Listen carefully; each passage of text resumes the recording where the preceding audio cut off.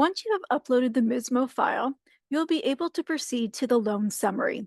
On the far left-hand side of the page, you will see the 5 different steps to be able to get you to the submission process.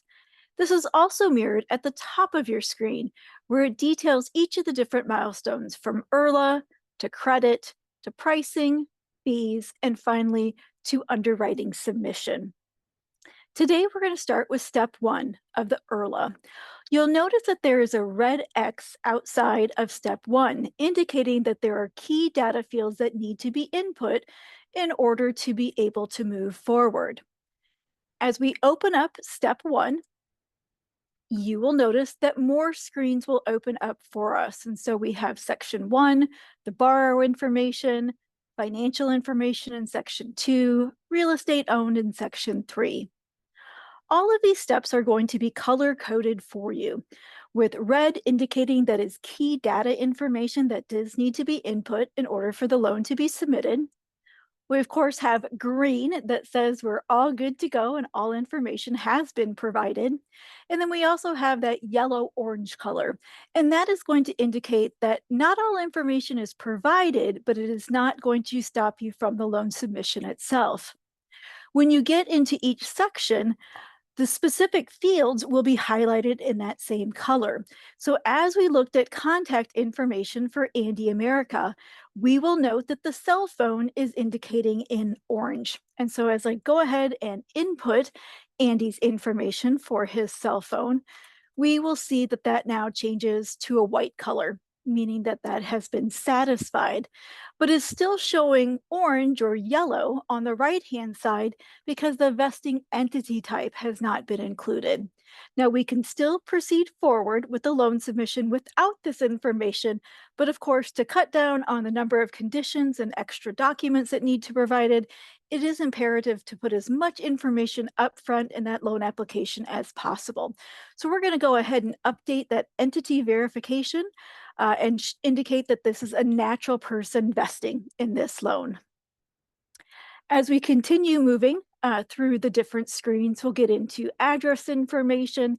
And the great thing about these sections is not only will you see on the left-hand side of your screen if they are in that green status, red status, etc., but you'll also see in the specific headers. So for example, in 1A, address information, it is letting us know that we're good to go, that we do have at least those 2 years worth of residency, and actually indicates for us that we have 3 years and 1 month. As we scroll down, you'll notice under current employment that that is red, where it is not showing that 2 years worth of history. While we have the current employer and the position, we do not have the start date. So that is showing in red. And so we can go ahead and quickly add in that start information to be able to continue moving forward. As we move or tab through, you'll notice that it did change and it updated to show the information at that 4 years and 8 months. Again, it's going to be important to be able to include as much information as possible in these following screens. Again, noting on the left-hand side which fields still need to be included, such as real estate owned.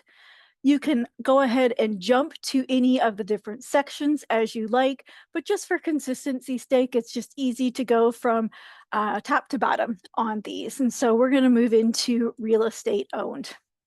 In the real estate owned, you'll notice that there's a lot of red information in here that does need to be included. And so this is going to be the property that the current borrower, Andy America, does have.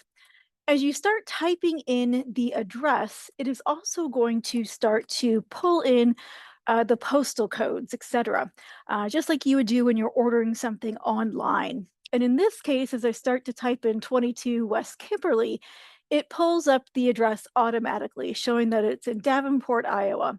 And as I clicked on enter, it went ahead and pre-filled the zip code, state, etc.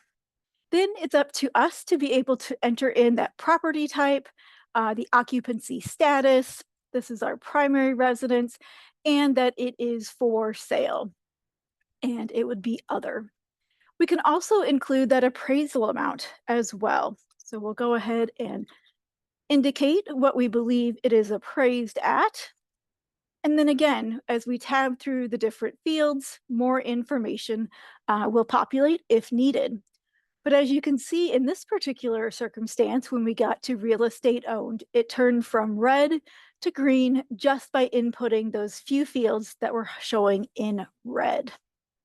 Again, you'll do this for each of the different sections, including as much information as possible, taking a specific look at anything that is marked in yellow or the orange color in order to make sure that Deephaven has the proper information to continue with the loan. We'll be next on to step 2, services.